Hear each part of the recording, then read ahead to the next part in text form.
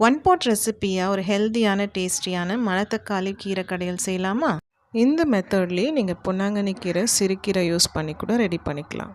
பெரிய கட்டு மணத்தக்காளி கீரையை இந்த மாதிரி கிள்ளி வச்சுருக்கேன். மண் இல்லாத மாதிரி ஒரு 2-3 தடவை வாஷ் பண்ணிக்கோங்க. பழுத்த கீரைகள் ஏதாவது இருந்துச்சுன்னா மஞ்சள் கலரில் அதை ரிமூவ் பண்ணிவிடுங்க. கீரையை நல்லா அலசி ட்ரெயின் பண்ணிக்கலாம்.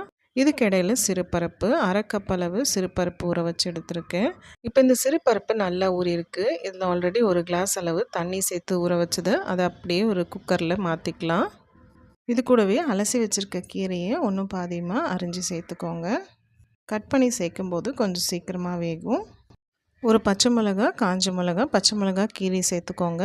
பெரிய வெங்காயமாக இருந்தால் ஒரு பெரிய வெங்காயம் ஆட் பண்ணிக்கலாம். சைஸ் வெங்காயமாக இருந்தால் 2 கட் பண்ணி சேர்த்துட்டு ஒரு மீடியம் சைஸ் தக்காளி, 6-7 பல் பூண்டு ஆட் பண்ணிக்கலாம். 1/2 டீஸ்பூன் மஞ்சள்தூள், 1 ஸ்பூன் உப்பு சேர்த்து நல்லா கலந்து விட்டுக்கோங்க. மிக்ஸ் பண்ணிவிட்டு குக்கர் மூடி போட்டு விசில் வச்சு ஒரு 3 விசில் வர வரையும் விட்டுருங்க. இதுக்கிடையில் தாளிப்பு ரெடி பண்ணிக்கலாம்.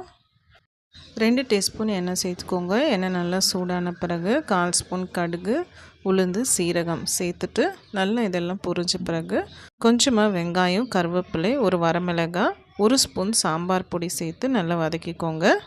கடைசியாக கொஞ்சமாக புளிக்கரைசல் சேர்த்துக்கலாம். ஒரு 2 ஸ்பூன் அளவு இருந்தாலே போதும். 3 விசில் வந்த பிறகு ஸ்டவ் ஆஃப் பண்ணிவிட்டு கீரையை நல்லா கடைஞ்சிக்கலாம். கடைஞ்ச பிறகு தாளிச்சதை அப்படியே இதில் கொட்டி மிக்ஸ் பண்ணிக்கோங்க.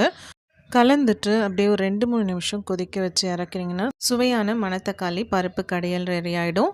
கண்டிப்பாக மாதத்தில் 2 தடவையாவது செஞ்சு சாப்பிடுங்க. மணத்தக்காளியில் நிறைய ஹெல்த் பெனிஃபிட்ஸ் இருக்குது.